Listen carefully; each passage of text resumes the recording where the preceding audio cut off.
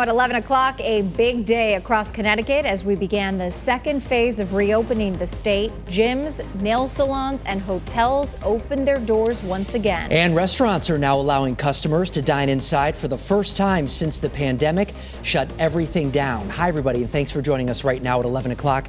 I'm Mark Zinni. Hi, everyone. I'm Erin Connolly. Movie theaters, bowling alleys, and amusement parks were also given the green light to reopen today. And it happened because our numbers are still going in the right direction. So first up right now, here's a look at the latest numbers for you. In the past day, 80 people tested positive.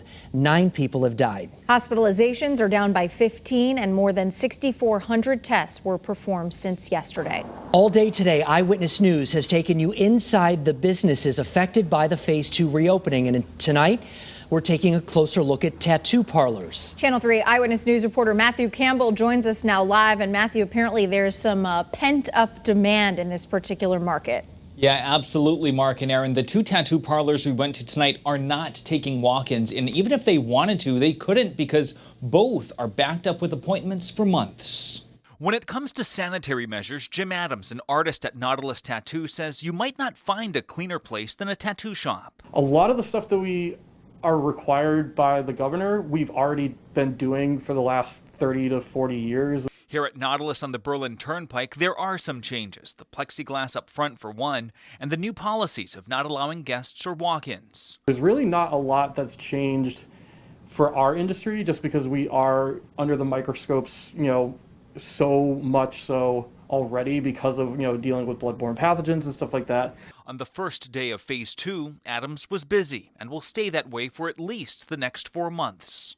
People are chomping at the bit. I mean, especially, people are just kind of been hanging out in their houses for the last 3 months anyway, especially with, tax returns coming in, the stimulus checks coming in, people have money to burn. But it seems that for every business success story, we're seeing others that are struggling to get by. It hit us pretty hard. The 3 months that his shop was locked down took its toll on Hector Rivera, the owner of Collab Tattoo in New Britain. Rivera, who had his grand opening in January, says he didn't qualify for any of the state or federal government-issued loans. That there weren't no real IRS withholdings, and there weren't no reports yet of income and stuff like that. Being such a fresh company, I guess I just didn't qualify. Rivera opens tomorrow, and he's 3 months late on rent, so he's trying to make up for lost time. I'm actually booked all the way until July. The demand never died out, because even from staying at home and just respecting the quarantine, my Facebook would be off the chain on a regular basis. Oh, do you mind coming home?